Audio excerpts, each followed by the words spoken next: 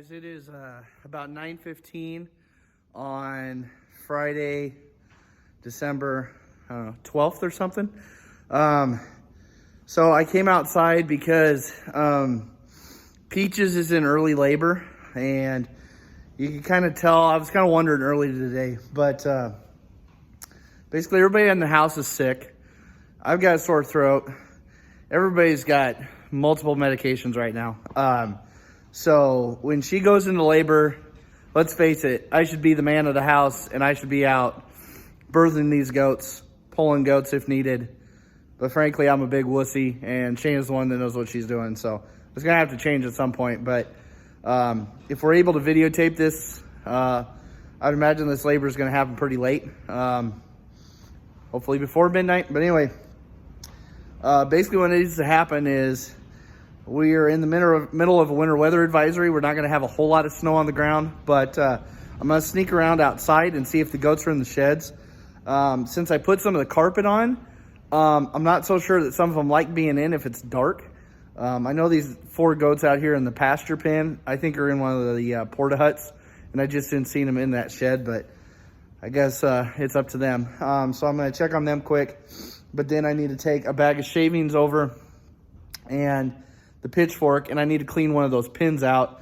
That way, if Peach's kids tonight, at least we've got a clean pin for her. And I need to take some alfalfa over because Shayna didn't take any extra over, and they're all throwing a fit. So let's peek around the corner and see what we got going.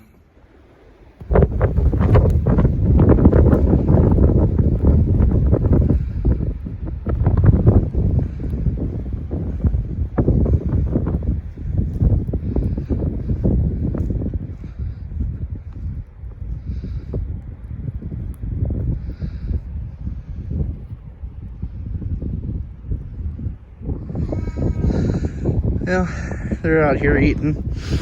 You know, we'll gladly stand out in the wind to eat some alfalfa. These are all hanging out here too. And their alfalfa is empty, so I'll throw them a couple flakes to make them happy. I have this gate open over here so they can come through and get into there.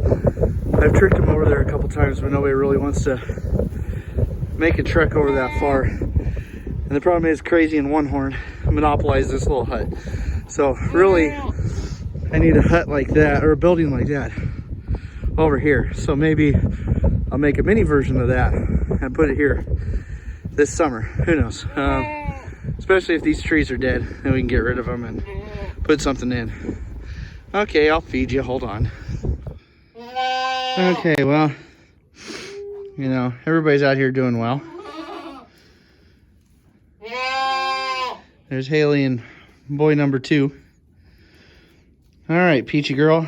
So we don't really have any drainage, but we have a very, very large bag all of a sudden. What is it? A little over 40 degrees in here with the window open. So it's pretty good in here, staying temperate. But ultimately, the wind howling outside, I can't really throw this in the pickup and clean it out. But it'd be nice to get these cleaned out right away. It is Saturday tomorrow, so weekend, everybody being sick, we'll unfortunately probably skip judo class so we don't get anybody else sick. But yeah, we'll need to get these cleaned out. If we had more girls in here, we may bed this down, and now that the babies are out, maybe we'll bed it, but these girls will probably go into that weaning shed, and so we probably won't use a whole lot of bedding in here. So maybe we can get by this winter without doing a lot of intensive cleaning and using a lot of bedding. So we'll just kind of play that by ear and treat the floor as needed. Okay, well, as you can see, I tricked them over into the east weaning shed, the old one. It's not really finished very well. But we got them in here. See the plastic moving with a little bit of air in here, but tricked them over with a big flake alfalfa. There's just a little bit of bedding over here that needs cleaned up before we move those girls. But at least if somebody's smart enough to stay over here, maybe they'll spread out. And this 12 by 18 shed, you would think with 5 goats they'd make room, but it's just tight enough that unless everybody lays in their special little corner, it's just a little too tight for 5 grown girls in here. That especially where Gracie girl here is a little more timid, and surprisingly Sunny Sparkles, or whatever we call her, she surprisingly is more aggressive than you would think. So she can keep up with the big girls. 1049 is probably second down on the pecking chain, pecking order, food chain in here. But yeah, so hey, I at least tricked them in here, and if somebody decides to vacate, I'll throw another flake out in that other feeder. But you can sure hear the wind howling. I'm sure glad I at least have the plastic up here to help contain some heat for them. Well, we're sure putting our connectors to the test. This is a pretty dry snow, but this one here is fully clamped up. This one back here, I have a bigger connector in it. You can see it's open, but you can see where it's iced up, but it's keeping that connection dry. Now this one, my 3-way, that's feeding into the shed, and it's also feeding into the kidding or the weaning sheds here. I've got it tipped down, but I stopped at Walmart and got a little pack of like Rubbermaid containers, little totes, cheap, and I'm gonna cut some slits in that and hang it over that connector and seal that up so it can stay sealed up in the winter, because our 2 outlets back here that feed that tank heater and these couple sheds, they're hooked to our bathroom on that side of the house. And if Shayna hooks a vacuum into that outlet or a blow dryer or something, it'll trip it. So I can't really do that, especially if this gets wet, it will trip. So I need to fasten my tin back down. But well, normally if one's actually in labor, we won't bring any feed in, but they were out of alfalfa. So hi, look at you and your big old legs. You'd swear you were a bottle baby. I have to go to Todd and Jess's and get hay tomorrow because I have only got 1 flake left on the cart after putting this one in here, a flake in that weaning shed, and a flake out here for Grace and Sunny Sparkles. So yeah, we're at the nitty gritty. You gonna help, bud? Side note, guys, I do not wear Muck boots anymore. Muck brand. I've had a set of their Muck Masters and their Chore boots. When I was at the co-op, the Chore boots I got probably back, 8 years ago. I thought I put those through some pretty good paces. Didn't have any problems with those until they finally gave out on a seam. The Muck Masters, yeah, no, about a year and a half. Maybe is all. Excuse me, miss. But these are Nobles from Baumgars. They've got a pretty good tread on them. I don't remember which series these are, but they're similar to kind of like a Muck Master or something like that. I think it's even got a similar name. I'll have to look on the side of them. I got them rolled down right now, but for the price, they were cheaper. And I tell you what, I would assume most all these boots would be the same on the inside as far as feel, but these are so much more comfortable and they're a heck of a lot easier to slip on and off. So anyway, me and little Mr. Death over here are gonna clean this out. And I may, while I'm in here, I may muck these out and just make a pile here and worry about cleaning it up here later this weekend. The only problem is what you got to watch is if they've been peeing in here over the last week, we could release some ammonia. And so that kind of stinks. But you taking a pee? Are you posing for everybody? So that kind of stinks, but we can always crack a window and let a little draft through. If any of you have experience in any barns putting in an exhaust fan, that is east. Our other door faces south. We got the 2 windows. That door swings to the north. where would I put an exhaust fan? Because normally we have kidding pins here. Do I stick it right there next to the door and have it kick out? Or do I put it over here somewhere so it would be over a pin? I don't know. Just let me know what you think. I really don't know the logic in it. I don't know if it would actually help. Does it help to just have air being drawn out to keep the humidity down? Maybe some of the ammonia fumes from time to time. We also only have half the amount of goats in here we normally do. So let me know what you think. I clearly have a little buddy. He's kind of like a dog.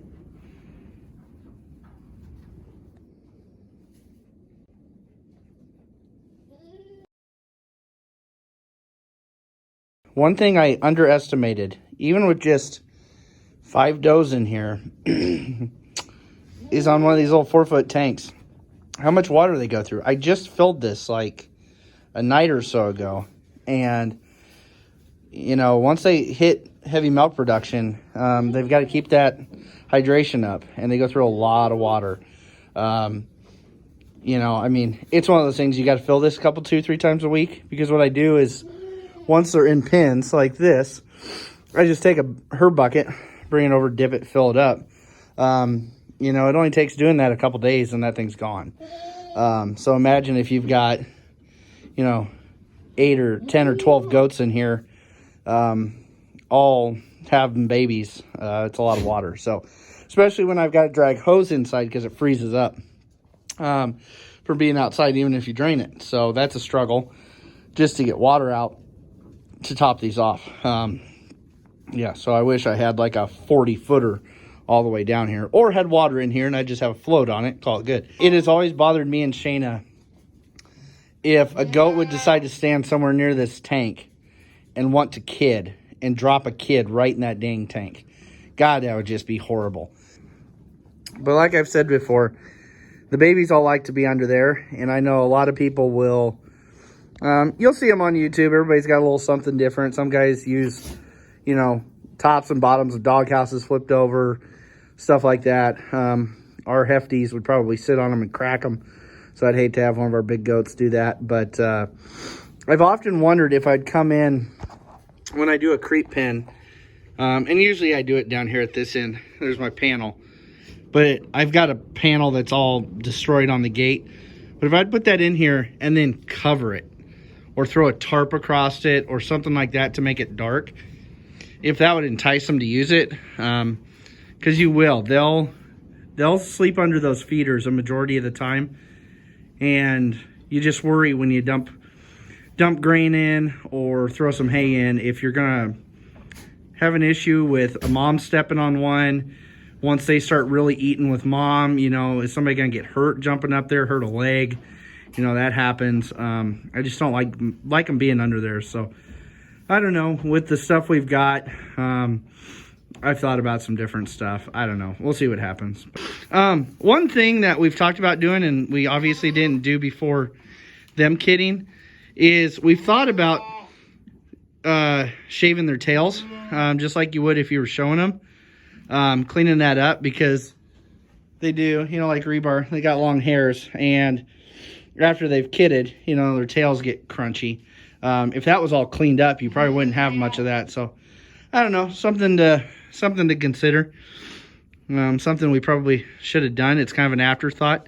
One other thing that we also didn't mention in our videos this year so far, I don't know if Shayna mentioned it in her kidding kit, but if you have a mom that's not very good about cleaning the babies daily, especially when they're first starting to poop, stuff like that. I mentioned it to Shayna the other day. I think it was on Rebar's babies. One of them, I don't know if she was cleaning his butt real well. And so what we used to do for that is keep some wet wipes. Just like if you ever have baby chickens, you got to keep their butts clean. Otherwise it gets hard and crusty. Same with these baby goats. We noticed that really works well. So in your kidding barn or whatever you're using or around, just check your baby goats. Make sure that mom's keeping them clean. If not, keep some wet wipes with you, some baby wet wipes, and clean them off quick. And what do we got going, Peachy? Somebody asked what was in the blue tub. And so Sunset Farms, you know, it's just an Orscheln brand. It's probably a Cargill Neutrina. Yeah, it says manufactured for. I think what Sunset Farms is when I worked at Orscheln's, we had a line of feed that wasn't an Orscheln specific, but they had a brand like this. Same with like TSC, they'll have brands. Baumgars, any of your local farm stores probably do this. But this is a brand, I think, specific to Orscheln's. But this is all that's in it. I don't think it's anything all that special. The only reason we have it, and I left it in a comment, somebody's got a little poop in there, is purely for the molasses content. When some of these girls, as you just saw in the video, these girls will get conditioned back up with a couple pounds of our feed a day. But those big girls that are over in that weaning shed, you worry about it being toxemic at the end of pregnancy. And so they have a tub out there, just a little something sweet to help with any of that. I'm not even back to the shed yet, or the house yet, but somebody figured it out. Somebody's in there. So Fanny's over here. Spotty, maybe Ivory. So it could be Faith that decided to go in there. But okay, guys, it's Saturday, and the hay trailer's been sitting, so it's a little bouncy. But we're about halfway over to Todd and Jess's. Gonna pick up a couple more big squares of alfalfa for the girls. I basically fed most of the rest of it last night. I've got one flake left, so nothing too exciting. Just gonna run over there and pick up a couple bales.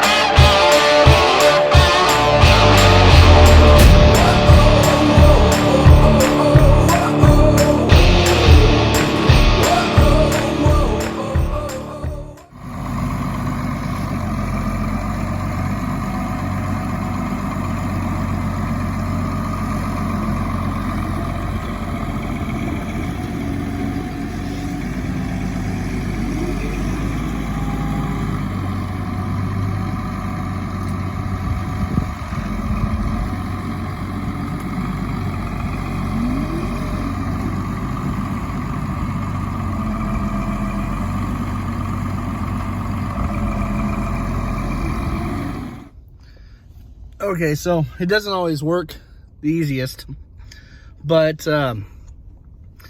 one day I'm either gonna own even just a hay wagon. Just if I have some small squares, it'd be nice to have. But we just use Tracy's inline bale trailer every so often to come over and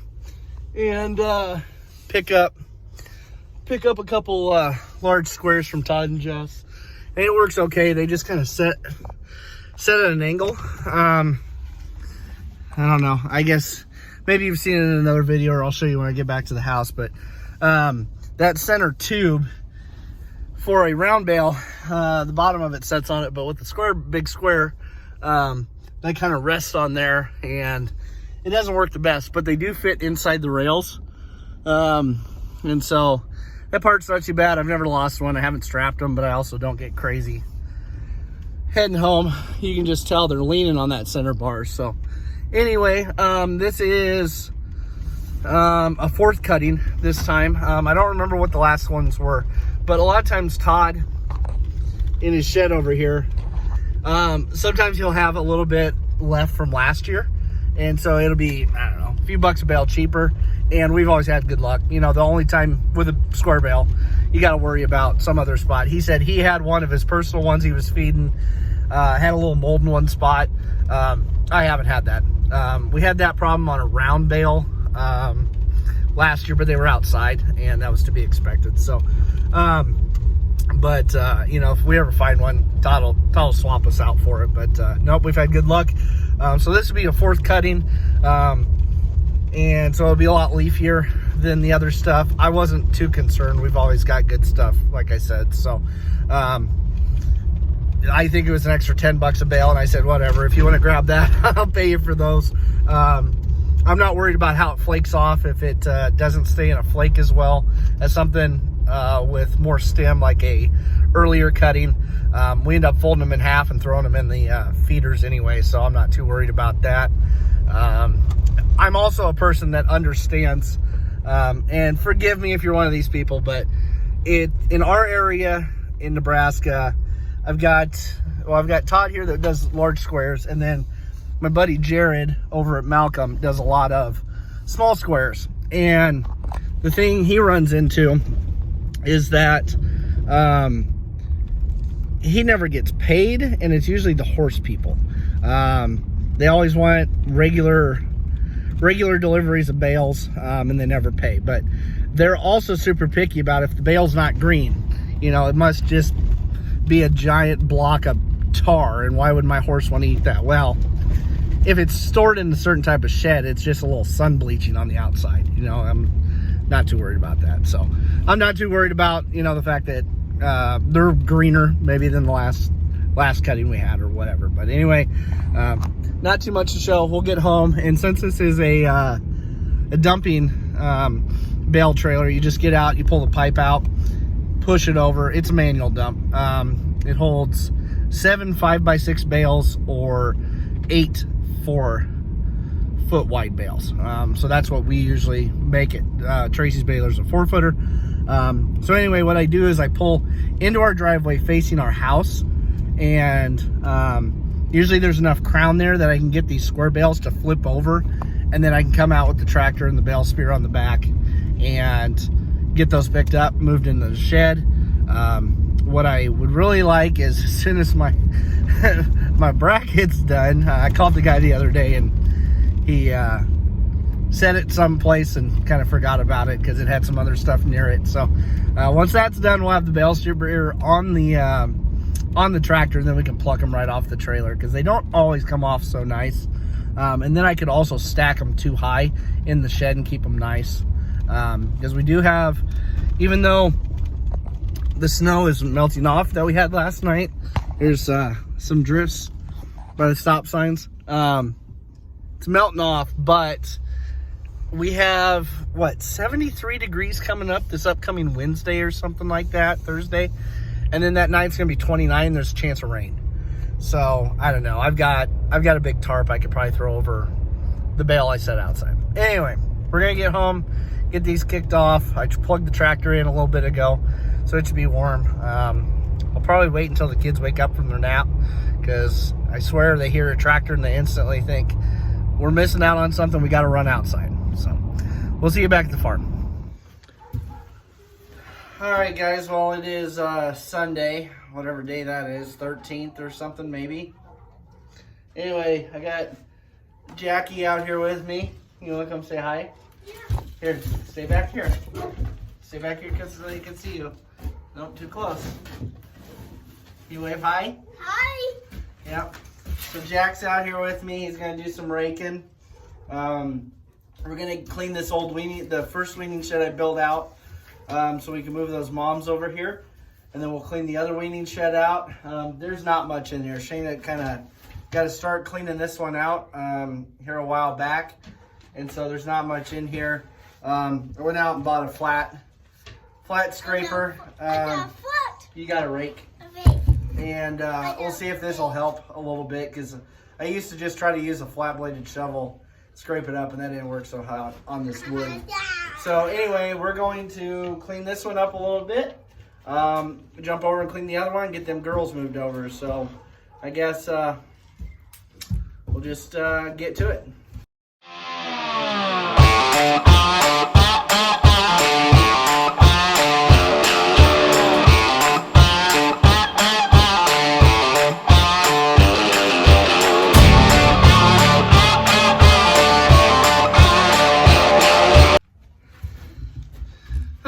you know what? On second thought, I don't know if I'm going to film this because,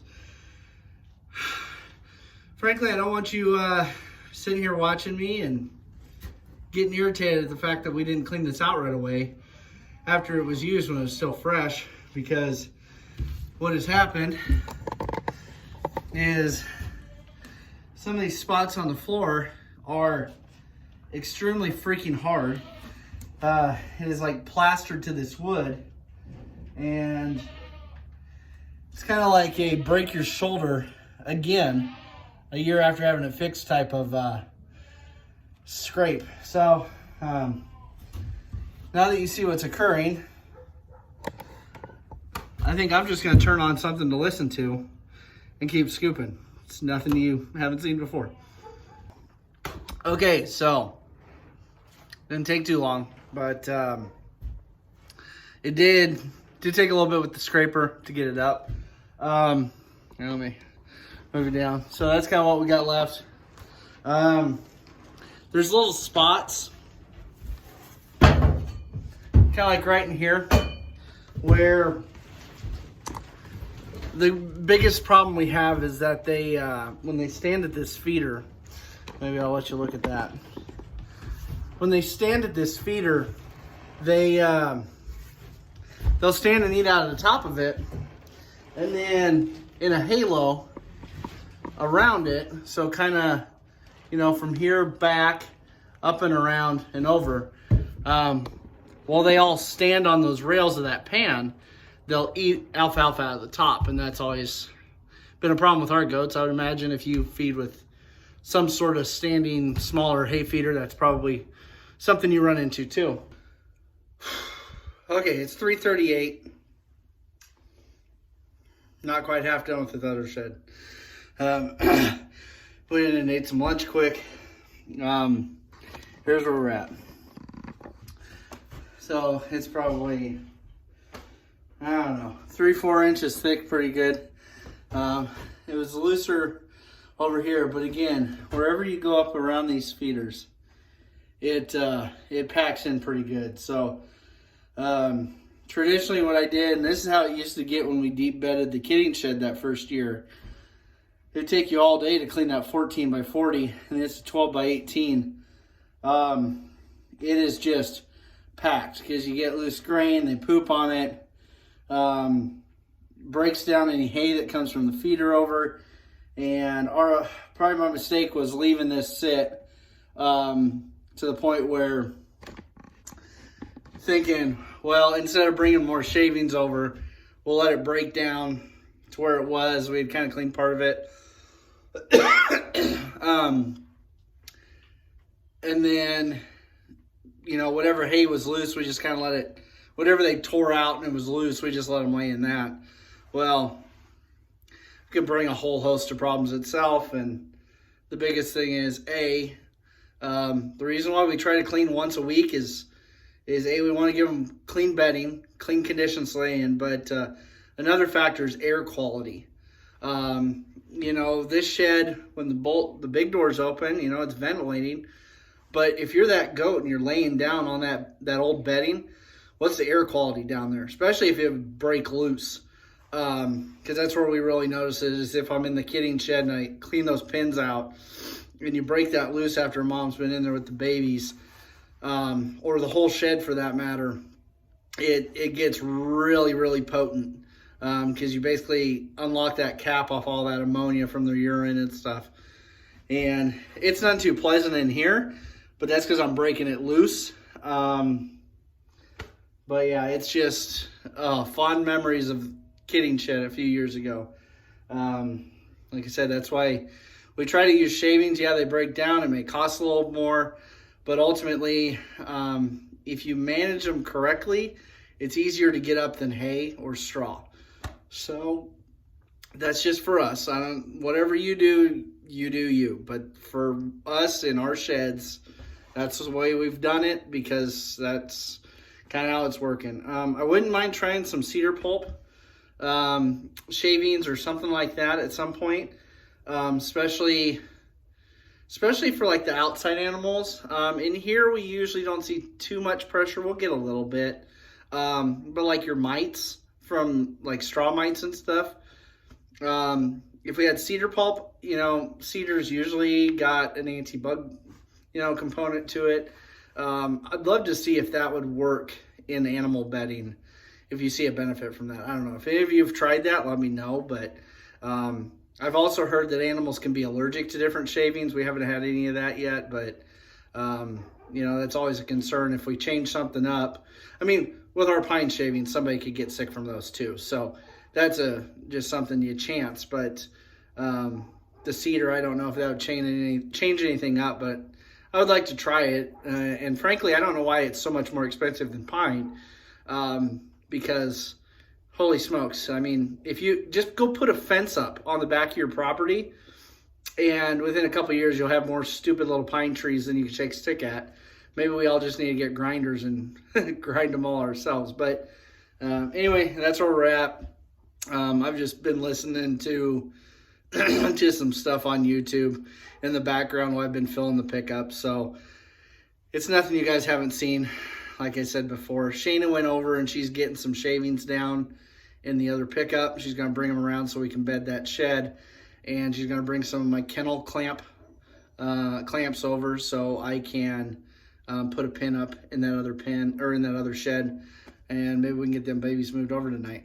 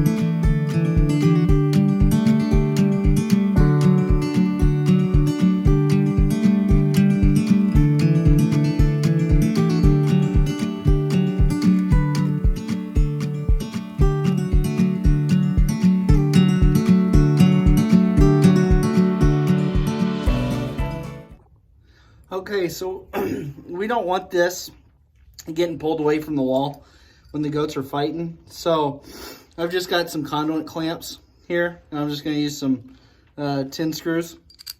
Screw it into that 1x4 there, just to keep it kind of held against the wall.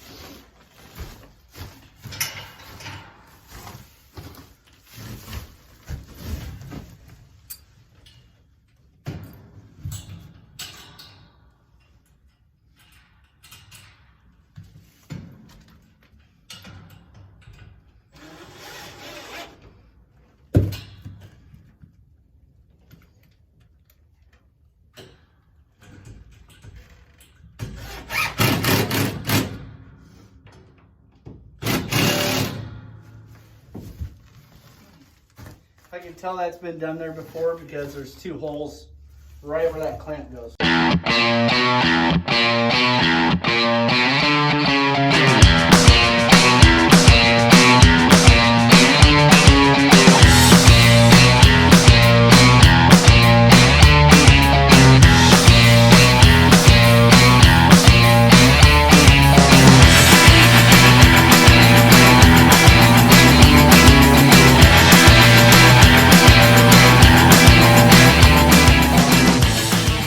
Brooklyn's in here giving, we don't really have a name for him. Macy calls him something. I call him Shadow because his little bit of time with us on the ride home and in the house before we put him back with Misty, he's kind of like a bottle goat already, just that little bit of time. So I nicknamed him Shadow. I don't know what his name will actually be, but There's the little paint dip tail boy.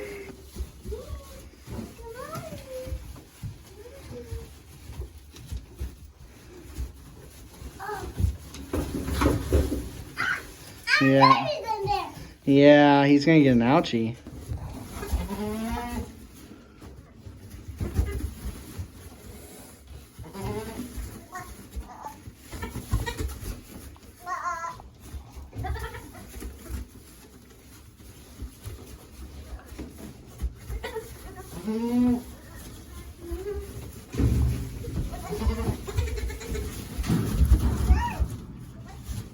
So this is Haley's boy, boy number 1. And this is Rebar's boy, boy number 4. It's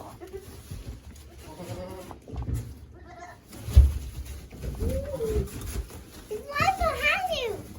That's okay, he can be behind me.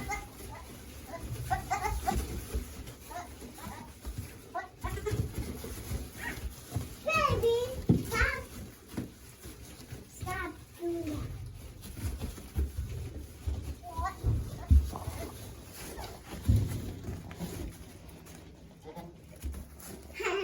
He likes it.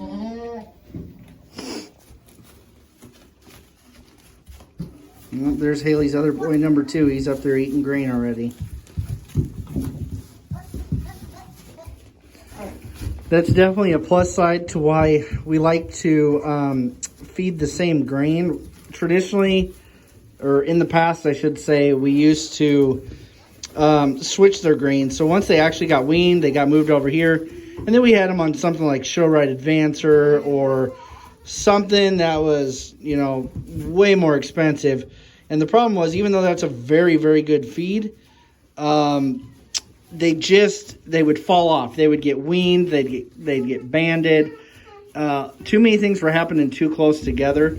And so where we would end up is a situation where they would be kind of tapering off, and then we'd be starting them on a new feed. Where this way, they're up here, they're eating with mom. We've got this formulated. We call it a creep version of what Central Plains Milling has. We call it the Goat 365 creep. It's not truly a creep. Basically what it is we made sure it had a 2-to-1 calcium phosphorus ratio in it.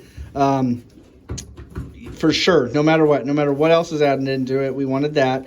And then we bumped the fat content up. The protein's probably higher than what we need. It's like an 18.3 because their base feed was like an 18. The fat is like a 5 or 5.2, something like that. So we can condition them all back pretty good. So basically what we can do is we can pull quantity away from them based on condition. It's not the end all be all. I'm sure there's some magical formulation feed that works better or could work better. But basically our goal is you want to get them to eat. And that's what everybody's told us when we were getting started. Just get them to eat and eat a lot. It is Tuesday night. I just got done eating quick. Did chores earlier. Gotta go pick Shayna and the kids up down at her mom's place here in a few minutes. But I want to get some water tanks topped off and just kind of look things over again. So I'm sure a lot of you are probably in this. I think it's supposed to cover a pretty good area or multiple states. But we're in a high wind warning for tomorrow. I did find a map online that stated, you know, how many days it's been since something's been declared. And actually a high wind watch is more uncommon than a high wind warning, because the high wind warning can come during thunderstorm season in the summer, stuff like that. So we're expecting, I don't know what it is, 25, 35 mile an hour constant winds. And I think it's supposed to be 58 plus mile an hour. Basically they're saying it could be up to 70, 75 mile an hour gusts tomorrow. So me and Shayna earlier went around and tried to pick some stuff up. Anything that's kind of loose, small, whatever. I mean, what do you do if there's 70 mile an hour winds most of the day? I don't know what you do with that. I know one concern. So as you know, we have the east weaning shed has got 3 mamas and babies in it. This one is still half dirty. The pickup is half full of terrible manure, as you saw a second ago. I was working on that. I don't even remember why we got partway through that and kind of called it quits. But so we're not using that shed. The problem is the wind's supposed to be coming from the southwest, which would be coming right at the high side of these sheds. So that stinks. Another thing is, you know, over on the far side, we've got that garden shed. It faces south. You know, so that's just a big brick. And then we've got this pasture shed. That one I'm not as worried about because the carpet is on there. It could catch, and at least it won't get in there and treat it like a tent or a kite. But these porta huts, you know, we've got these 4 goats out here, and they're just, that's all they've got right now. Since we're not letting them in this shed, because frankly, the smell in there since I broke it loose is just not healthy for them without the doors open. And I don't want to leave the doors open and have everything just ripped to shreds. So I don't know. I've got this one spun around.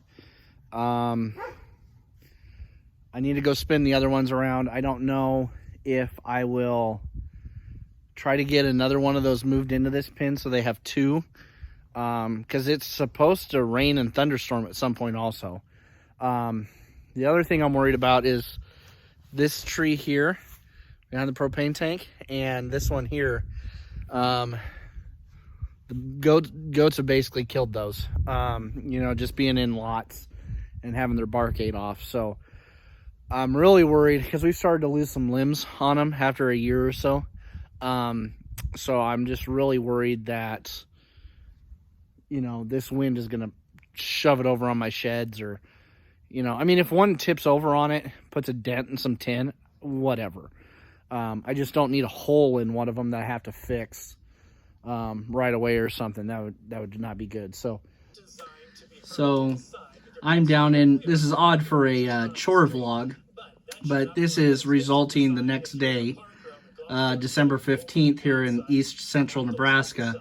This is an Omaha Weather Channel, because down here in my basement I've just got a set of bunny ear antennas for this TV, so I can't get everything local. But I've been logged on to my dad's cable account back in Hastings in south central Nebraska, where there's some damage from some tornadoes around, or extreme high winds, lots of hail in places, very isolated. But as you can see, this river, as it gets up here by Columbus, there's a river, and the current tornadoes that have been spawning from clear down over here following this track, and now they're up here, they're following this river now, and we are Lincoln here, that little point, we're just a few miles north of that. So we're halfway in between. We're, well, not quite halfway between this point and that line there. So we're right in here somewhere. So we'll miss that, but 80-mile-an-hour winds. We've had emergency warnings coming up. There's been dust warnings. I think we have 5 different warnings on our phone apps right now, between red flag, tornado watches, severe thunderstorm warnings. As this guy just said, they are clear over here in Omaha, right behind where he's standing, just to the southeast.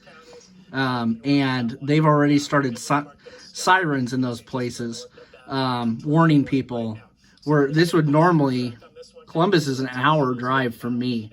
So, I mean, you're talking 45 minutes to an hour drive, and people are being warned already. At I-80, so we may see another tornado warning come out right around here, with the possibility with the rotation. And that's what we've been emphasizing throughout the day, is that these storms are moving so quickly that there may not be a lot of time when you get the warning that the storm will be. That's within 10 minutes of it booking it. So yeah, these storms are coming. So they're saying that should be here in 10 minutes. From Thomas County, a snow squall warning until 4 p.m. Well, and that's, again, the cold end of this storm system, or the cold side of this storm system. So you're looking at, again, western Nebraska, North Platte at the bottom of your screen. You can see how quickly this precipitation is changing over to either sleet or snow. And as you mentioned now, a snow squall warning. Have we seen that before? Is that the first or second time that that's ever even been issued? It's been issued probably a handful of times here and there since they started issuing it. They being the National Weather Service has started issuing snow squall warnings. Again, we typically get those when the visibility is very poor and there's heavy snow with the strong winds. So again, that was for portions of Blaine, Custer, Logan, and Thomas. Okay, so in the background, I'm listening to the weather, and they're saying at Emerald, they're starting to see some cloud lowering by spotters. That is that way. That is where our storm is coming from to here. We now have a tornado warning. Today in our shows. Yes. And there were a couple times where it ran up to 84 miles an hour, and I'm like, oh gosh, that might, I don't know whether the models are overreacting or what, because we just don't see numbers like that the models will produce. Right. Very, very often. And of course, now it's turning out that we've had 93 mile per hour winds at the Lincoln Airport. Warning for western Douglas and eastern Saunders counties.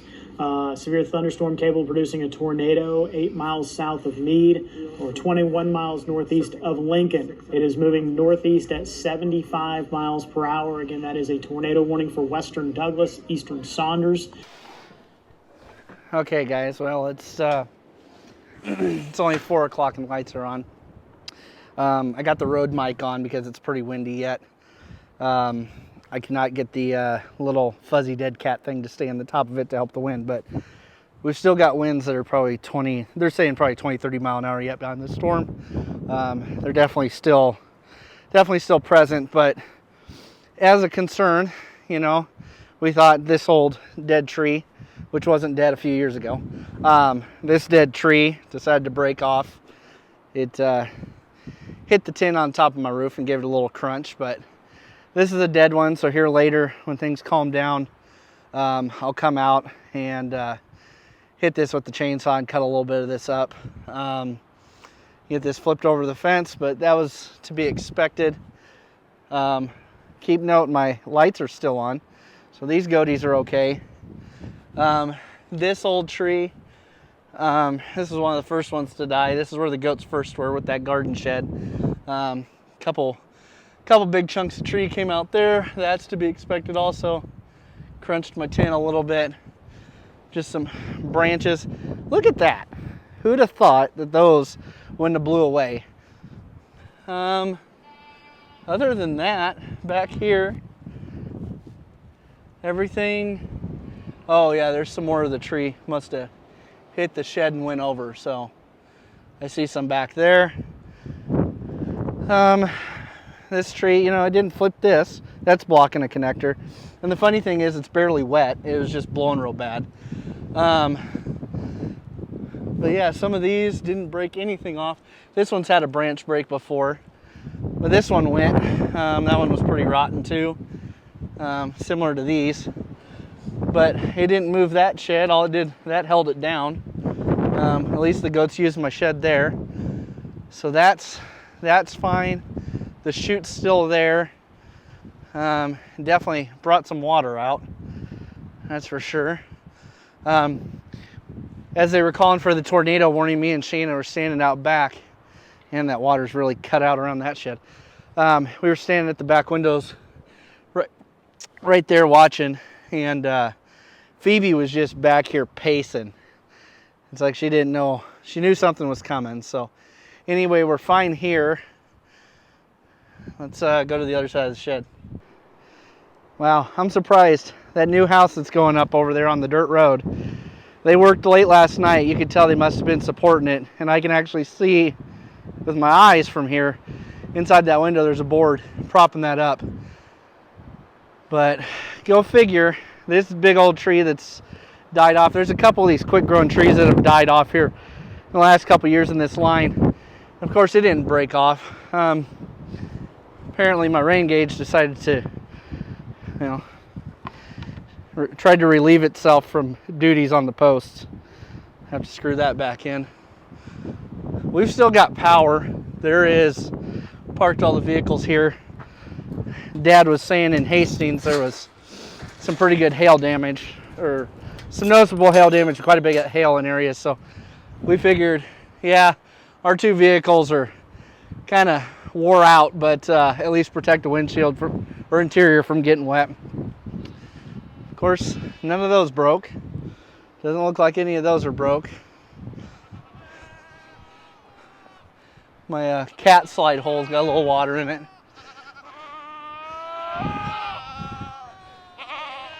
I don't think it's feeding time. We're okay. Shed stayed. But when we came out to, yes, you're all fine. Yes, but when we came out to move the vehicles, which we had parked over here inside the fence, Rachel, I saw Shayna jumping the fence here, and Rachel was actually caught underneath this feeder in that curve there. It was laying on top of her, so the wind must have caught it and knocked it over. But look at that. My in all that wind, my privacy screen held up. Oh, I see a victim, and this is a component of, yeah, look at that. That worked. Yeah, it's not quite dry back here. I was just wondering if it was dry somewhere, but I do see one victim area. I was pretty sure this rotted off because it was moving the other day. Yep. So that's,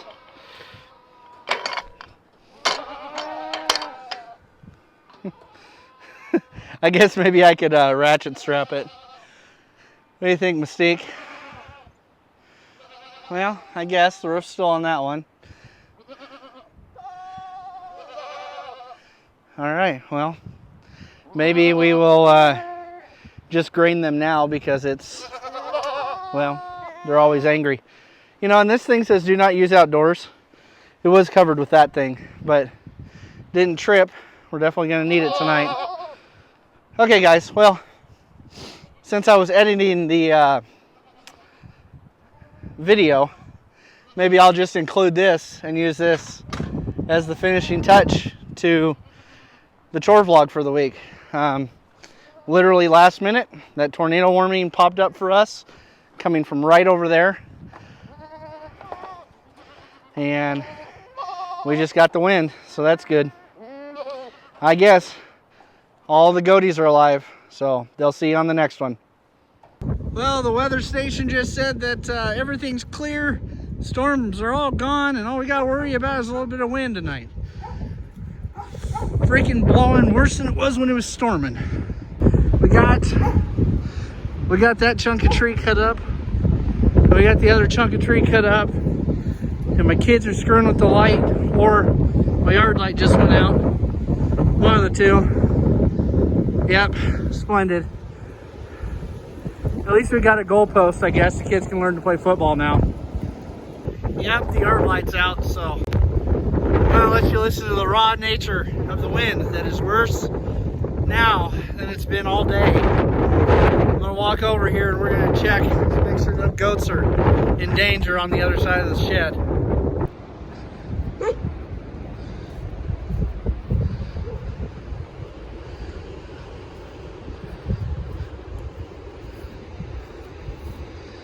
Okay, well, everybody must be put away for the night.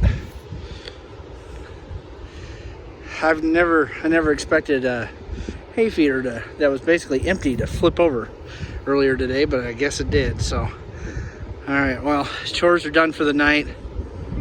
My dad said something about maybe there's fires in Kansas or something, some smoke or something like that. I don't know. I'd have to verify that, but it does smell smoky. It's very hazy. You can just see it. But Shayna just told me that Norris Public Power District, our power district that does all the rural power around Lincoln, just sent a notification out stating that users should expect in the Adams area to be without power for an extended amount of time due to the severity of the damage. So I don't know what they got down there, but I know there was another tornado warning that was down that neck of the woods, but I think the puppy dogs are ready to go inside for the night, so I think I'm gonna join them.